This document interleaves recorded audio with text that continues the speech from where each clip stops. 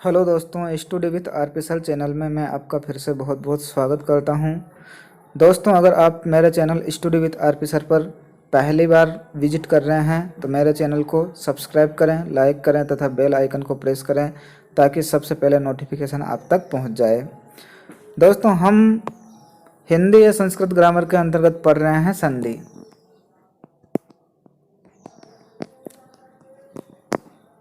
संधि के अंतर्गत हम स्वर संधि पढ़ रहे थे। स्वर संधि के हम 8 भेद पढ़ चुके हैं। अगली जो संधि है आपकी वो है व्यंजन संधि। हम स्वर संधि के कुछ अभ्यास कार्य भी कर चुके हैं। अब अगली संधि पढ़ने जा रहे हैं हम व्यंजन संधि। तो समझते हैं व्यंजन संधि के बारे में। देखो, व्यंजन संधि क्या कहती है या परिभाषा क्या है इसकी। तो व्यंजन प्लस स्वर या फिर व्यंजन। प्रारंभ में व्यंजन आए, प्लस के पहले व्यंजन आए और प्लस के बाद भी या तो स्वर आ जाए या फिर व्यंजन आ जाए। तो इस कंडीशन में जब व्यंजन और व्यंजन या फिर स्वर का मिलन होता है, मिलन होने के बाद में जो विकार उत्पन्न होता है, दोनों के मिलन के बाद में जो विकार उत्पन्न होता है उसे व्यंजन संधि कहते हैं। और समझो, व्यंजन के पश्चात स्वर, व्यंजन के पश्चात जो है स्वर हो सकता है या फिर दो व्यंजन आमने सामने आ सकते हैं। मतलब स्वर भी हो सकता है बाद में और व्यंजन भी हो सकता है बाद में। तो परस्पर व्यवधान रहित जो सामीप्य होता है उस स्थिति में, व्यवधान रहित सामीप्य की स्थिति में व्यंजन या हलवर्ण का परिवर्तन हो जाता है। जो व्यंजन है उसका परिवर्तन हो जाता है, उस परिवर्तन को ही व्यंजन संधि कहा जाता है। मतलब दो व्यंजन आपस में मिलेंगे या फिर व्यंजन और स्वर आपस में मिलेंगे तो जो व्यंजन है, स्वर में परिवर्तन नहीं होना है, व्यंजन में जो परिवर्तन होगा, उस व्यंजन में जो परिवर्तन होगा उसे ही व्यंजन संधि कहते हैं। देखो, पहली संधि है इष्टुत्व संधि। पहली संधि इष्टुत्व संधि।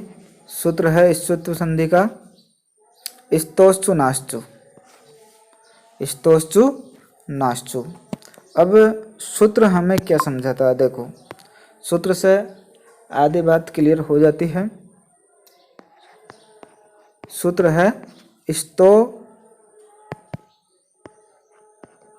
चुना चु, इस्तोश्चु नाश्चु। सूत्र कह रहा है कि अगर प्लस के पहले से या ते वर्ग हो तथा प्लस के बाद से या चे वर्ग हो,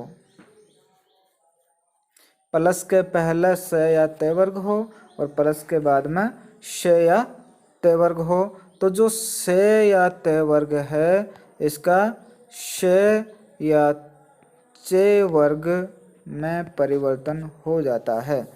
से या ते वर्ग, चे वर्ग में परिवर्तन हो जाता है, बदल जाता है। आया समझ में? एक बार और समझो, प्लस के पहले या तो से हो या ते वर्ग हो, प्लस के बाद में या से हो या चे वर्ग हो, तो इस कंडीशन में जो से है वो तो से में बदल जाएगा, जो ते वर्ग है वो चे वर्ग में बदल जाएगा। एक बार और समझो, देखो ये स या ते वर्ग। अब ते वर्ग में कौन कौन से वर्ण आते हैं? तो ते वर्ग में आते हैं त, थ, द, ध, न। ये 5 वर्ण जो हैं ये ते वर्ग में आते हैं। तो यही कहा जा रहा है कि प्लस के पहले या तो से हो या फिर त हो सकता, थ हो सकता, द हो सकता, ध हो सकता, न हो सकता है। प्लस तथा प्लस के बाद में से या चे वर्ग या फिर चे वर्ग। चे वर्ग में कौन कौन से वर्ण आते हैं? च, छ, ज, झ और य। प्लस के पहले स या ते वर्ग त, थ, द, ध, न हो तथा प्लस के बाद में श या च, छ, ज, झ, ये हो तो जो स है इसका तो श हो जाता है, ते का जो है च हो जाता है, थे का छ हो जाता है, द का ज हो जाता है, ध का झ हो जाता है और न का ये हो जाता है। बिल्कुल आसानी से समझ में आ रहा होगा। तो यही इसमें लिखा हुआ है से या ते वर्ग। ते वर्ग में त, थ, द, ध, न का से या चे वर्ग च, छ, ज, झ, ये के साथ आगे या पीछे। जो से या ते वर्ग है ये आगे भी आ सकता है, पीछे भी आ सकता है। तो आगे या पीछे योग होने पर से जो है इसका तो श हो जाता है तथा ते वर्ग जो है उसका चे वर्ग बन जाता है, यानी चे वर्ग में वो परिवर्तित हो जाता है। देखो उदाहरणों के द्वारा और भी अच्छे से समझ में आएगा। उदाहरणों के द्वारा समझते हैं। पहला उदाहरण है आपका मनस प्लस चलती। ये आपका उदाहरण है मनस प्लस चलती। अब हमने कंडीशन क्या देखी थी कि स और त वर्ग ये देखा था, ये प्लस के पहले आना चाहिए और श या च वर्ग प्लस के बाद आना चाहिए। तो देखो प्लस के पहले जो है वो श आ रहा है, ये वाला से आ रहा है, बिल्कुल आ रहा है। तो शर्त पूरी हो रही है यहाँ पे हमारी। बाद में देखते हैं क्या आ रहा है, च आ रहा है। तो यहाँ पर जो प्लस के बाद है वो श या च आना चाहिए। तो यहाँ पर बिल्कुल हमारी जो शर्त है वो 100% पूरी हो रही है। तो आगे देखते हैं दोस्तों क्या होता है। तो इस कंडीशन में होता है कि जो स है वो बदल जाता है श में। ये जो स है वो श में बदल जाता है। तो ये मन बाद में स है वो बदल जाएगा श में और बाद में है चलती। तो ये चलती, आधा श है मनस चलती। अच्छे से समझ में आया होगा। और उदाहरण देखो, अगला उदाहरण है आपका रामस प्लस सेते। रामस प्लस सेते, वही प्लस के पहले से या ते वर्ग, प्लस के बाद शे या चे वर्ग। परिवर्तन किस में होना है?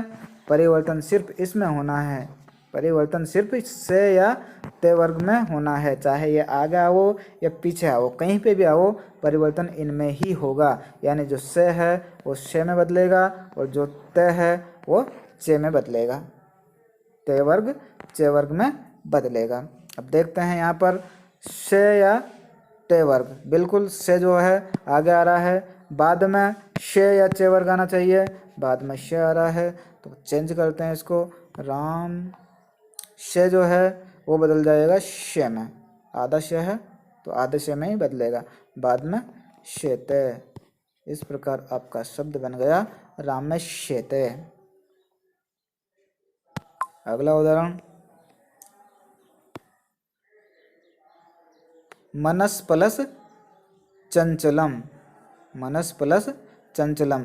तो आगे जो है वो से आ रहा है, बाद में जो है चे वर्ग आ रहा है, इसलिए मन जो से है वो बन जाएगा शे और बाद में है चंचलम। इस प्रकार आपका शब्द बन गया मनश्चंचलम। अगला है हरिष्यते। तो हरि जो हरिश है तो से आ रहा है इसमें, बाद में शे है, इसलिए जो आगे वाला से है वो बदल जाएगा शे में और बाद में है शेते। इस प्रकार आपका शब्द बन गया हरिष्यते। अगले उदाहरण ते या चे वर्ग वाले देखते हैं। पहला उदाहरण है सत प्लस चित। ध्यान से देखो दोस्तों, सत प्लस चित इम्पोर्टेंट उदाहरण है, कई एग्जाम में देखने को मिलता है। सत प्लस चित, से या ते वर्ग, बाद में शे या चे वर्ग, बदलता कौन है? ये बदलते हैं। किस में बदलते हैं? इनमें बदलते हैं। पहले ये आना चाहिए प्लस के, बाद में से या चे आना चाहिए, तब एक कंडीशन ये होती है कि जो से है ये बदल जाता है शे में, ते है यानी ते वर्ग है चे वर्ग में बदल जाता है।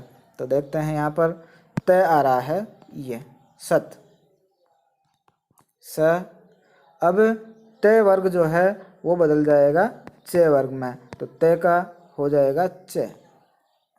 बाद में क्या है? चित है, तो ये जो मात्रा है छोटी की मात्रा यहाँ से लगेगी। इस प्रकार से आपका शब्द बन गया सच्चित। अगला उदाहरण देखो, सत प्लस चरित्रम। यहाँ पर तय है,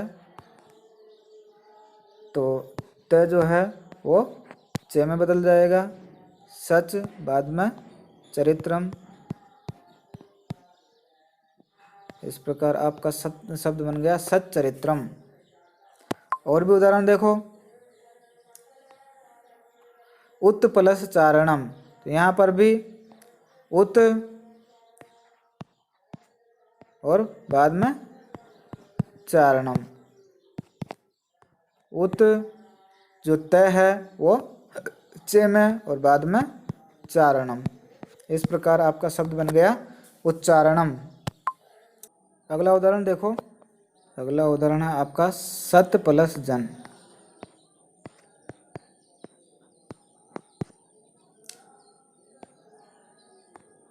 स ते जो है आपका जसत्व संधि पढ़ेंगे हम आगे, उसके अंतर्गत जो है ते का द हो जाएगा, तीसरा वर्ण बदल जाएगा, तीसरा वर्ण हो जाएगा प्लस जन। अब स द, त थ द ध और न। ऐसे ही च वर्ग में च छ ज झ ञ। तो यहाँ पर द है, तो द जो है वो ज वर्ण में बदलेगा। तो इस प्रकार जो द है इसका हो जाएगा ज और बाद में ज है। इस प्रकार आपका शब्द बन गया सज्जन। अगला उदाहरण देखो, उत प्लस ज्वलम।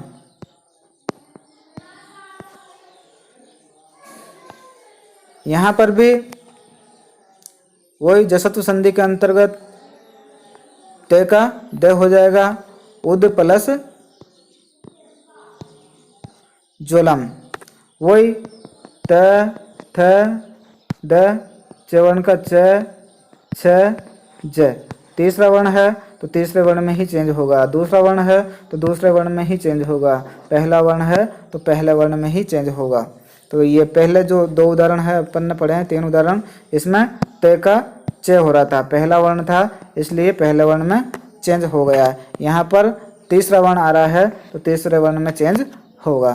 तो इस प्रकार वो द जो है वो जे में बदल जाएगा और बाद में ज्वलम। इस प्रकार एक आपका शब्द बन गया उज्ज्वलम। अगला उदाहरण है जगत प्लस जननी। जगत प्लस जननी, वही जसत संधि के अंतर्गत जगद प्लस जननी। जगद द जो है वो बदल जाएगा ज में और बाद में जननी। तो आपका शब्द बन गया जगत जननी। दोस्तों इस प्रकार ये संधि आपकी समाप्त हो जाती है।